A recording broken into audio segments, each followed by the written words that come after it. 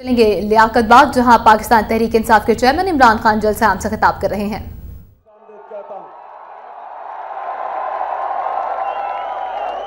यहाँ हमारी वकला की तंजीम भी आई हुई है, अपने तहरीक इंसाफ के वकीलों को भी खुशामदीद।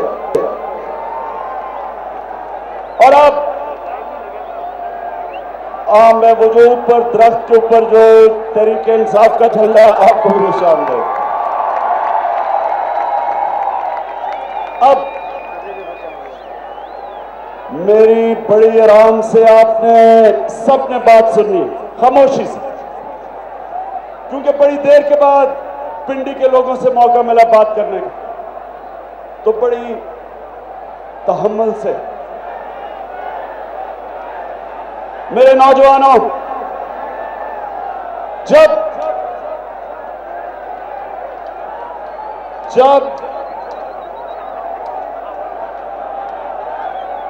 नबी सल्लल्लाहु अलैहि वसल्लम ने पहली दफा मदीना की रियासत कायम की, तो मुसलमानों के हालात बुरे थे। जंगे बदर में कई मुसलमानों के पास तलवारें नहीं थी, गरीब थे, डंडों से लड़े। लेकिन जो दुनिया की तारीख का सबसे बड़ा लीडर था, उसने मुसलमानों को कैसे उठाया, ये आपको गौर से समझना चाहिए, क्योंकि आज पाकिस्तानियों के हालात बुरे हैं। हमने उठना है, हमने एक अजीम कौम बनना है, लेकिन उसके लिए हमने क्या करना है? तो मैं सबसे पहले आपको बताऊं कि दुनिया के अजीम लीडर ने क्या किया। सबसे पहले उसने कानून की बालादस्ती कायम की। कानून के सामने सब एक बराबर। हजरत अली रज़ियल्लाहु ताला अपने वक्त के जब खलीफा थे, तो अदालत में एक यहूदी शहरी से केस हार जाते हैं, क्योंकि काजी उनके बेटे की गवाही कबूल नहीं करता। यह था मुसलमानों का इंसाफ। सबसे बड़ी चीज जिससे कौम उठती है, उसकी बुनियाद इंसाफ पर रखी जाती है। जिस तरह हजरत अली रज़ियल्लाहु ताला ने फरमाया कि कुफर का निजाम चल जाएगा, लेकिन जुल्म का निजाम नहीं चल सकता। ये जो निजाम है, ये जो पाकिस्तान में जुल्म का निजाम है, इसके दिन खत्म हो गए, और इसके दिन आपने खत्म किए हैं। जो तहरीक इंसाफ की सुनामी है, वो एक नया पाकिस्तान बनाने जा रही और इस जालिम निजाम को खत्म करने जा रही। इंशाअल्लाह हम पाकिस्तान की बुनियाद, नए पाकिस्तान की बुनियाद अदल और इंसाफ पे रखेंगे, जिसको गवर्नेंस सिस्टम कहते हैं। मुल्क के निजाम को ठीक करेंगे, इंसाफ पे निजाम बनाएंगे। जो हमारे प्यारे नबी ने बनाया था, कानून के सामने सब एक बराबर। ये नहीं कि जेलों में सिर्फ गरीब चोर भरे हुए हैं।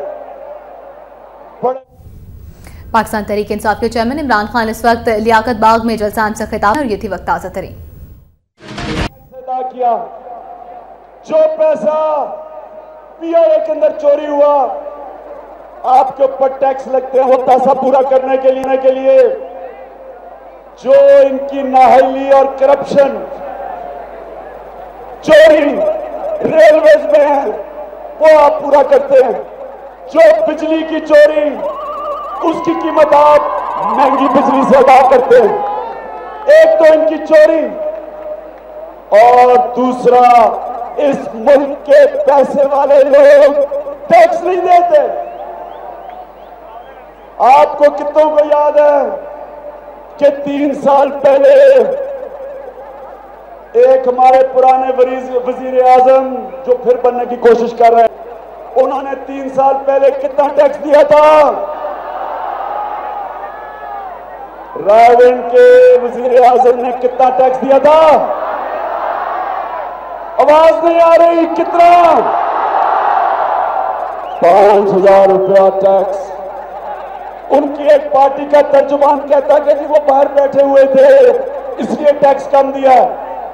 क्या उनकी शुगर मिल भी बाहर चली गई थी उनके साथ? तो मेरे नौजवानों, जब इस मुल्क के पैसे वाले लोग टैक्स नहीं देंगे, आपको टैक्स देना पड़ेगा महंगाई के जरिए। इनसे टैक्स कौन निकालेगा? बताएं कौन निकालेगा? आवाज नहीं आ रही। कौन टैक्स निकालेगा इन मुर्गों से? आप मेरे साथ होंगे जब मैं इनसे टैक्स लूंगा। इंशाल्लाह आपको हम पाकिस्तान से टैक्स इकट्ठा करके दिखाएंगे और महंगाई कम करके दिखाएंगे। ये वक्त नहीं है सोने का, ये वक्त है आगे बढ़ने का।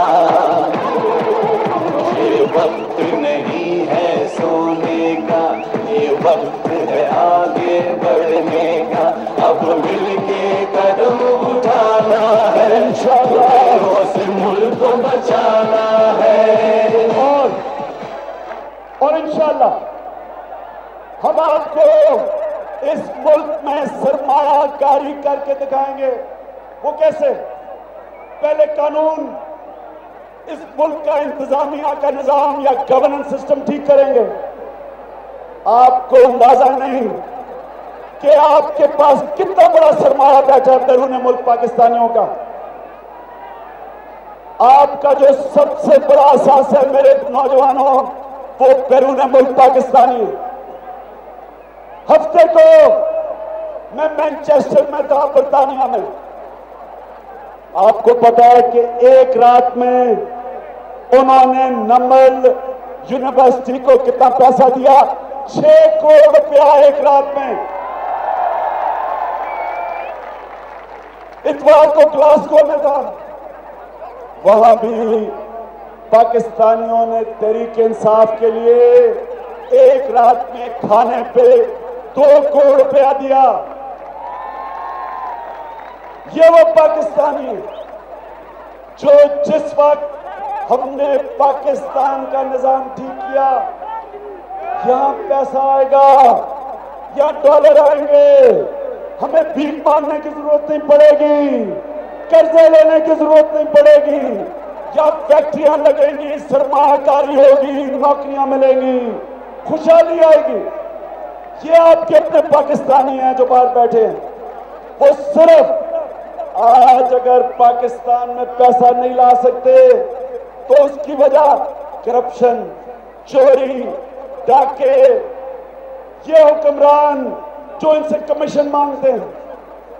तो मेरे नौजवानों, पाकिस्तान एक अमीर मुल्क है।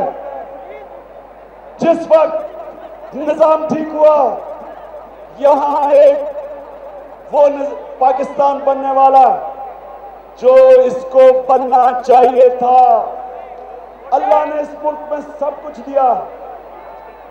अल्लाह ने आपके मुल्क को सब कुछ दिया। मदनियात, तांबा, सोना, कोयला, सरखेज जमीन, 12 मौसम, आधी पाकिस्तान की आबादी नौजवानों की, इनको हमने तालीम दे दी। कोई इस मुल्क को रोक नहीं सकता। इंशाअल्लाह जो हमारे नबी सल्लल्लाहु अलैहि वसल्लम ने तीसरा काम किया था, तालीम के ऊपर जोर दिया था, एजुकेशन इमरजेंसी नाफिज की थी। कोई भी कैदी उसको वापस करके पैसे ले सकते थे, लेकिन दुनिया के ग्रेटेस्ट लीडर ने कहा कि तुम 10 मुसलमानों को पढ़ा और लिखा दो, तुम आजाद हो। यानी कि तालीम को तरजीह दी थी, तालीम पे जोर दिया था।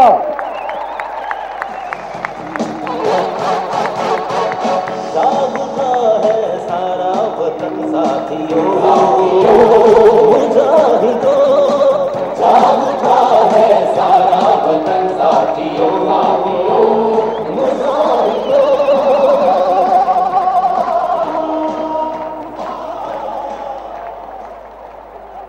तो मेरे पाकिस्तानियों, रावलपिंडी के शहरियों, पहले तो फिर से बता दो, सुनामी मार्च की तैयारी है?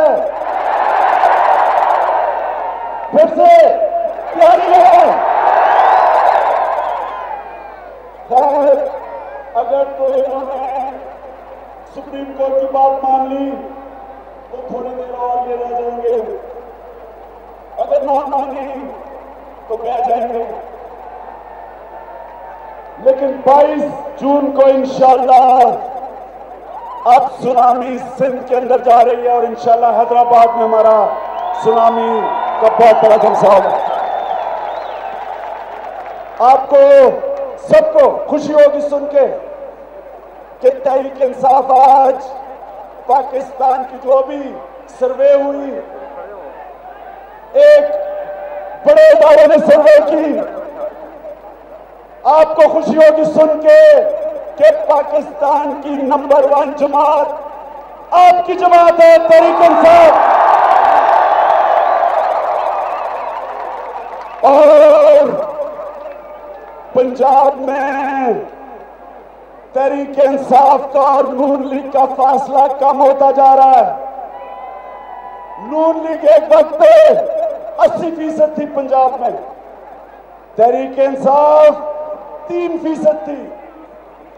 आज आपकी जमात 33% पहुंच गई है। अब मिलके कदम उठाना है, लुटेरों से मुल्क को बचाना है। और 33% पहुंच गई है और नून 80% से 41% पे आ गई है। मियां साहब, ओ मियां साहब, मियां साहब बचो, सुनामी से बचो।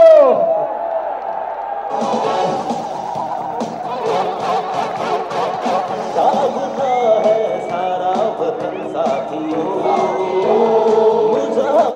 पाकिस्तान तहरीक इंसाफ के चेयरमैन इमरान खान लियाकत बाग में जलसा आम से खिताब कर रहे थे। पाकिस्तान तहरीक इंसाफ के चेयरमैन ने कहा कि स्पीकर की रूलिंग के खिलाफ कल सुप्रीम कोर्ट में पिटीशन दायर करेंगे और मुल्क की तारीख का सबसे बड़ा लॉन्ग मार्च करने के लिए भी तैयार हैं। इसके अलावा उनका और क्या कहना था, आने वाले बुलेटिन में आपको आगाह करेंगे। वक्त न्यूज़ से अब तक के लिए इतना ही।